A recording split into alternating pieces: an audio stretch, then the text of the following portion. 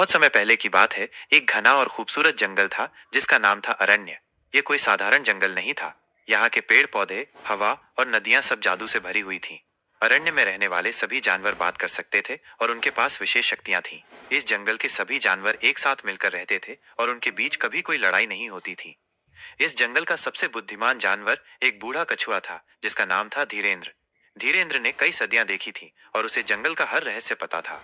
जंगल के सभी जानवर उससे सलाह लेने आते थे। एक दिन जंगल में एक अजीब सी खामोशी छा गई। पक्षियों का मधुर संगीत रुक गया और फूलों की खुशबू गायब हो गई। धीरेन्द्र ने महसूस किया कि कुछ गड़बड़ है। उसने सभी जानवरों को एक बड़ी सभा में बुलाया। सभा में एक शेर जिसका नाम राजकुमार था ने कहा, धीरेन्द्र महाराज, मुझे लगता है कि जंगल पर कोई खतरा मंडरा रहा है। एक चंचल बंदर बंटी ने अपनी बात रखी। हाँ महाराज, मुझे तो ऐसा लगता है जैसे किसी ने जंगल की सारी खुशी चुरा ली है। धीरेन्द्र ने गहरी सांस ली और कहा, मेरे प्यारे दोस्तों, तुम सब सही हो। हमारी अरण्य की जादुई शक्ति, जो एक जादुई क्रिस्टल में कैद है, कमजोर हो रही है। यह क्रिस्टल जंगल के सबसे ऊंचे पहाड़ की चोटी पर स्थित एक गुप्त गुफा में है। मुझे डर है कि कोई बुराई उस क्रिस्टल को चुराने की कोशिश कर रही है। धीरेन्द्र ने बताया कि इस समस्या को सुलझाने के लिए उन्हें 3 जादुई वस्तुओं को ढूंढना होगा जो क्रिस्टल की शक्ति को वापस ला सकती हैं। 1 चमकीला जल, जो एक जादुई झरने में मिलता है। 2 सूर्यमुखी फूल, जो केवल रात में चमकता है। 3 बोलता पंख, जो एक विशालकाय उड़ने वाले हाथी के पास है। इन वस्तुओं को ढूंढने का काम जंगल के सबसे बहादुर और समझदार जानवरों को सौंपा गया। राजकुमार, शेर, बंटी, बंदर और एक खूबसूरत हिरनी जिसका नाम रूपमती था, ने इस खतरनाक यात्रा पर जाने का फैसला किया। चमकीला जल की खोज। सबसे पहले उन्हें जादुई झरने तक पहुंचना था। यह झरना एक बहुत घने और अंधेरे जंगल में छिपा हुआ था। उस जंगल में हर कदम पर खतरा था क्योंकि वहां जहरीले पौधे और सांपों का राज था। बंटी अपनी फुर्ती से पेड़ों पर कूदता हुआ रास्ता बनाने लगा, जबकि राजकुमार अपनी ताकत से रास्ते में आने वाली बड़ी बड़ी चट्टानों को हटाता गया। रूपमती अपनी तेज नजरों से खतरों को पहचान रही थी। कई मुश्किलों को पार करने के बाद वे झरने के पास पहुंचे। झरना का पानी चांदनी की तरह चमक रहा था। लेकिन जैसे ही उन्होंने पानी लेने की कोशिश की, एक विशालकाय मगरमच्छ जिसका नाम जलराज था उनके सामने आ गया। जलराज ने कहा, यह पानी सिर्फ उसी को मिलेगा जो मेरे एक पहेली का जवाब देगा। जलराज ने पहेली पूछी, मैं दिन में सोता हूँ और रात में जगता हूँ। मेरा सिर लाल है और शरीर हरा। मैं कौन हूँ? तीनों दोस्त सोचने लगे। तभी बंटी ने अपनी समझदारी दिखाई और कहा, जलराज, तुम मिर्च हो। जलराज हंसने लगा और बोला, तुम सही हो। उसने उन्हें एक जादुई पत्ता दिया जिसमें उन्होंने चमकीला जल भर लिया। सूर्यमुखी फूल की खोज। अब उन्हें सूर्यमुखी फूल की तलाश थी जो सिर्फ रात में खिलता था। उन्हें एक बंजर और रेगिस्तानी इलाके को पार करना था। बंटी और रूपमती को प्यास लगने लगी, लेकिन राजकुमार अपनी ताकत से धूप और गर्मी को सह रहा था। शाम होते ही वे एक बड़ी गुफा के पास पहुंचे। जैसे ही रात हुई, गुफा के अंदर से एक अद्भुत रोशनी आने लगी।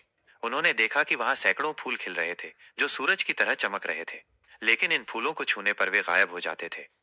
तभी एक बूढ़ी लोमड़ी जिसका नाम माया था वहां आई और बोली, इन फूलों को केवल वही छू सकता है जिसका दिल सच्चा हो। रूपमती ने अपनी आंखें बंद की और अपने दिल से प्रार्थना की।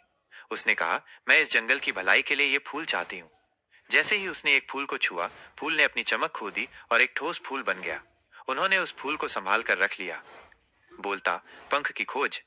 अब उनकी आखिरी खोज थी बोलता पंख, जो उड़ने वाले हाथी ऐरावत के पास था। ऐरावत एक रहस्यमयी पर्वत पर रहता था जहां तक पहुंचना लगभग नामुमकिन था। लेकिन उनकी किस्मत अच्छी थी। रास्ते में उन्हें एक उड़ने वाली तितली मिली जिसका नाम छुटकी था। छुटकी ने बताया कि वो ऐरावत की दोस्त है और वो उन्हें रास्ता बता सकती है। छुटकी उन्हें एक गुप्त रास्ते से ले गई जहां से वे ऐरावत के पास पहुंचे। ऐरावत एक विशालकाय और दयालु हाथी था। उसने तीनों का स्वागत किया। बंटी ने ऐरावत से कहा, हम अरण्य जंगल को बचाने आए हैं। हमें आपका जादुई पंख चाहिए।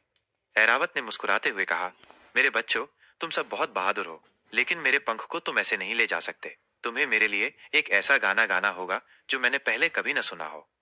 राजकुमार ने अपनी गर्जना को मधुर आवाज में बदला। रूपमती ने हवा की तरह सुंदर धुन निकाली और बंटी ने पेड़ों की टहनियों से संगीत बनाया। तीनों ने मिलकर एक अद्भुत गाना गाया। ऐरावत बहुत खुश हुआ और उसने उन्हें अपना एक पंख दिया जो सचमुच बात कर सकता था। क्रिस्टल की वापसी। तीनों दोस्त जादुई क्रिस्टल के पास पहुंचे। वहां जाकर उन्होंने देखा कि एक दुष्ट लोमड़ी जिसका नाम धूर्तिका था, अपनी काली शक्तियों से क्रिस्टल को तोड़ने की कोशिश कर रही थी। धूर्तिका ने ही जंगल की सारी शक्ति छीन ली थी। जैसे ही धूर्तिका ने क्रिस्टल को तोड़ने के लिए अपनी अंतिम शक्ति का प्रयोग किया, राजकुमार, बंटी और रूपमती ने चमकीला जल, सूर्यमुखी फूल और बोलता पंख को एक साथ क्रिस्टल के पास रखा। एक जोरदार धमाका हुआ और एक तेज रोशनी पूरे जंगल में फैल गई। जादुई वस्तुओं की शक्ति ने धूर्तिका के काले जादू को खत्म कर दिया। धूर्तिका एक साधारण लोमड़ी में बदल गई और अपनी गलती मानकर वहां से भाग गई। क्रिस्टल फिर से चमकने लगा और अरण्य जंगल में फिर से खुशी और रौनक लौट आई। पक्षी गाने लगे, फूल खिलने लगे और धीरेन्द्र महाराज ने तीनों दोस्तों को धन्यवाद दिया। इस घटना के बाद सभी जानवरों को यह एहसास हुआ कि उनकी एकता और एक दूसरे पर विश्वास ही उनकी सबसे बड़ी ताकत है। और तब से अरण्य जंगल में कोई भी बुराई कदम नहीं रख सकी।